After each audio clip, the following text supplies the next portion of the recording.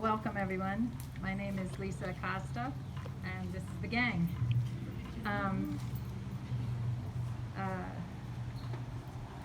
Joanna Thompson was part of our supporting services team here at Rockwell. And it's a big team. There's a lot of us. And within that team are the paras. And for years now, the paras have affectionately referred to Joanna as our queen. We talked about this recently, and we all kind of decided we didn't really have any idea how that started, but she often referred to herself as a princess. And one evening, we think we just elevated her to queen status, and it just kind of stuck. The light and the joy that came from Joanna is what we will always keep in our memories. She made us all laugh so much and never let us take ourselves too seriously. Since she was the media assistant, she sat in the middle of this building, and that was so fitting because she really was so important to all of us. So many of us have hilarious moments that we still laugh over. We did our best to compile a book of funny stories or simple Joanna sayings, and we have them in a book for you, Charlie Ann and Gordon. Some we can read, some we can't. Many you probably already know, but there may be some you've never heard, and then like we said, there's probably a few we didn't include that we'll tell you later. We hope you enjoy them. Mrs. Thompson had a huge impact on so many Rockwell students. We reached out to a few to give you some short memories of her. We have 2 former students and 1 current student. And we're going to start with former student Riker Bucci.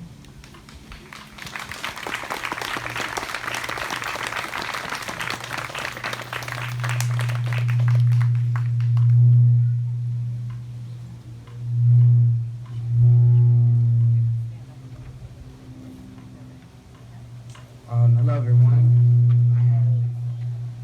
I have a lot to say about Ms. Thompson, but I'll try and make it quick as I can. Wow.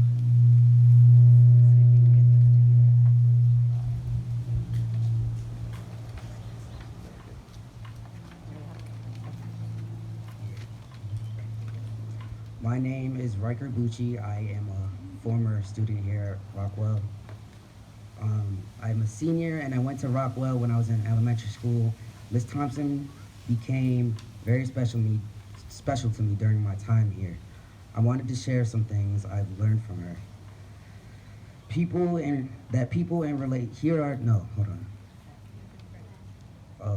That people and relationships are very special. She always took the time to check on me and make sure I was okay. She always knew what to say. So no matter what, no matter how upset I was, how angry I was, she always knew just what to say to calm me down. And that is one of the things I loved most about her. Second, Miss Thompson used to tell us everyone is good at something. My talent was gymnastics, and she was my biggest fan. One day, she did a headstand, and I don't know if it's still called that, but it's called La La Land when I was last there, but one day she did a headstand in La La Land for about 45 seconds because she was so proud I had reached my goal. Miss Thompson was a giver. She loved to give thoughtful gifts. She gave her time to teach things. She did magic tricks, and she would find books for our special interests. I'll never forget Miss Thompson. She was the highlight of my years here at Rockwell.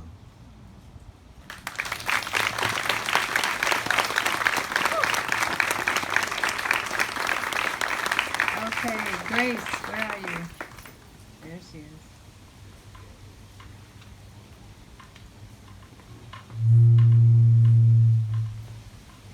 Hi, my name is Grace Duffy-Tucci, and I am currently a 5th grade student at Rockwell Elementary School.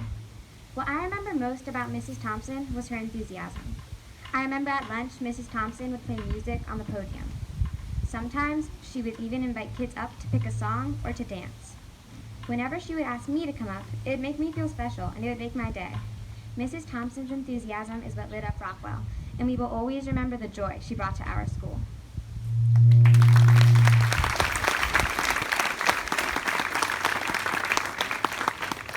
And Morgan. Where's Morgan? Here's Morgan.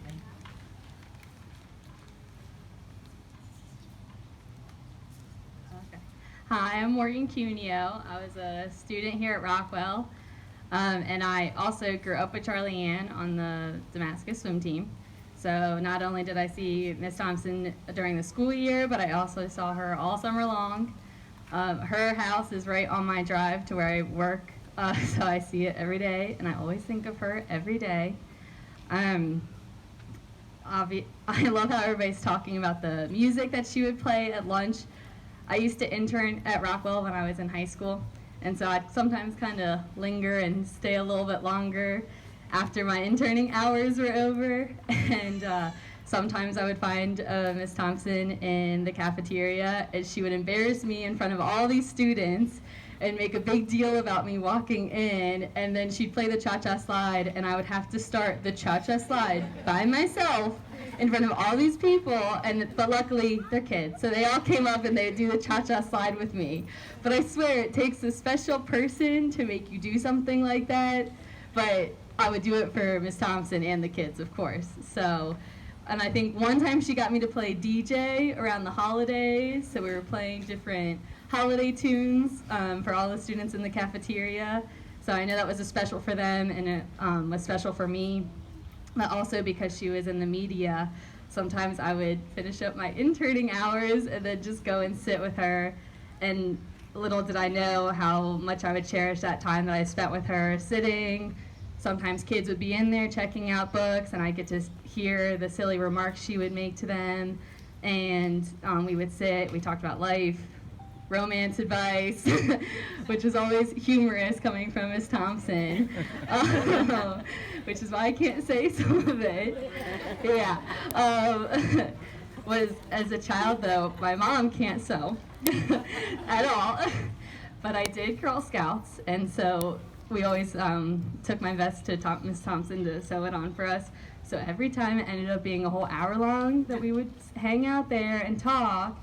And one of the things she did on all my vests was she embroidered my name on it and would always be like, "It's Winky Special. Nobody else in your troop will have this." And I just know that she did that with so many people, making them feel special. Yeah.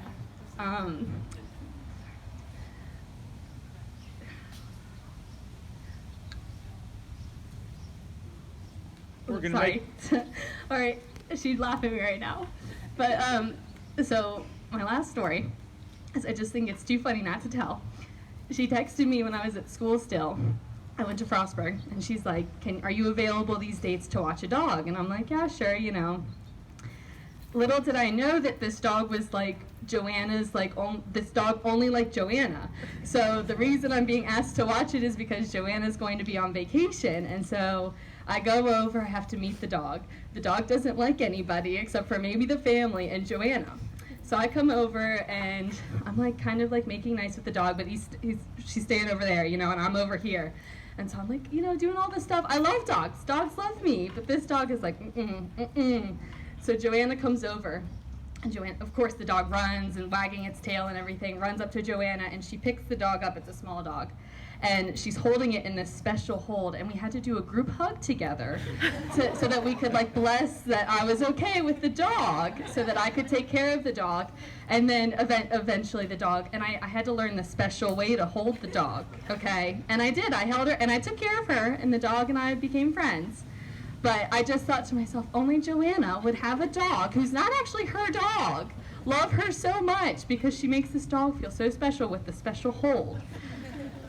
But yeah, so everybody was special in Joanna's world, even pets alike. So thank you.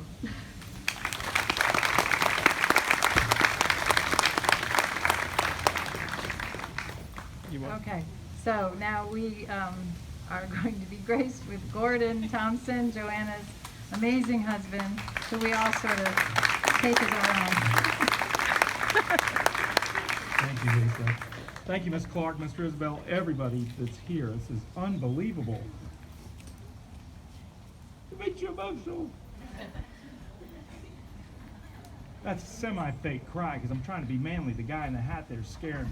He's got the Harley Davidson shirt on. I got to act somewhat tough during these times. So just kidding, sir. But you're a handsome man. Thanks for coming. Back.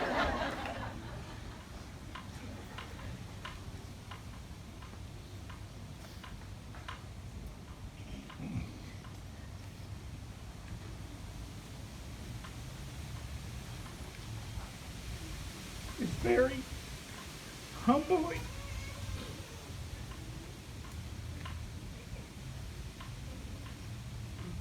For all of you folks. Thanks, kid. For all of you folks to come out here and take your time to do this. The Cardinal, I would have known it was the Cardinal was actually Joanna if it came and pooped on somebody. Okay? Because there's some people, none of you guys, that she really didn't care for at this school. And I just want to say that now while we're talking. She really did. The kids, when I see Riker come up here, she used to have, before we had videos and stuff, she, you know, with the camera phones, we had a video camera. I think we still have Riker flipping around in the school here. And all the other kids that she really did enjoy taking time with and talking to, and really felt like she was contributing to their lives, good or bad, because she would come in and tell some stories. When I hear Lisa and them say they have all these good stories, whenever I think about her, there's a lot of good stories, but I think she treated me differently than she treated the folks here. When you hear Morgan talk about romance, I was like, oh God, that poor kid. I don't know what she's gonna get from that. And Morgan, you can tell me those stories later because they may help me in the future or understand her more. She really did appreciate everybody here, everything that went on. You know, she raised our kid here. This was her favorite place to be. I'd say overall, because at home, when we do have, at one time, Morgan's talking about it, Joanna was one of these folks that, and I'm gonna take up a lot of your time, but Joanna was one of these folks that, you remember when Paris Hilton started this Chihuahua craze? She started walking around and everybody goes, oh, we love Chihuahuas. And then they realized Chihuahuas are obnoxious little dogs. Well, we realized it too, and we wound up with 7 of them, because exactly what happens is Joanna says, hey, you don't want that dog, we'll take it until we find a home. Eventually, after 4, 5, 6 years, we finally got rid of all of them. And I mean, I say that in a loving way. But again, it's one of those things where that's what she took on, and she took it on all the time. And she did make people feel special, and she wasn't faking it. She didn't have that much time to fake it. She wanted to, she had so many things, so many irons in the fire.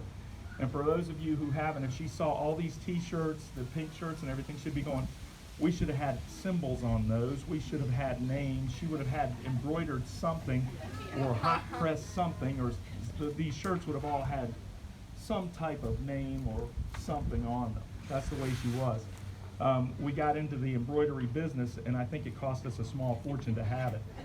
Yay, small business. So, but again, all the people here, you have shown such love and caring during her lifetime, and now after, for a long time to come. You know, and a maple tree's as solid as she was. At least, you know, it's a good thing that you have a hardwood for those kind of things, because that's what, well, I can't say we got kids here. Anyways, so you gotta watch it. She'll also be more than happy to know that you picked the skinny tree. Yeah. Barbara and Lisa, we had that conversation. How to be a skinny tree. Yeah, she's happy about that. There's no doubt. And again, thank you all very much for taking the time out on an afternoon where it's a beautiful afternoon. Thank goodness, you know, with all this rain. I don't know about you guys, but I got a lot of grass to mow, and I'm not real happy about that. So, but thank you very much, and thanks for letting me come up and talk. Lisa, thank you, and Miss Clark and everybody for actually throwing this nice, lovely, wonderful, humbling experience thing for us. Thank you very much. Thank you, Jordan and Carly Ann. So Joanna is definitely smiling for sure. She thinks it's great that we did this much fuss for her. So we all want to thank you for coming out this afternoon and joining us in this celebration of Joanna's life, because she would have absolutely wanted it to be a celebration of life. We have behind you some 4th and 5th graders who volunteered and practiced for several weeks to sing this song for Mrs. Thompson, One Little Candle. They're led by Mrs. Looper. After they're done, we're going to invite you to enjoy some cookies and juice behind us. And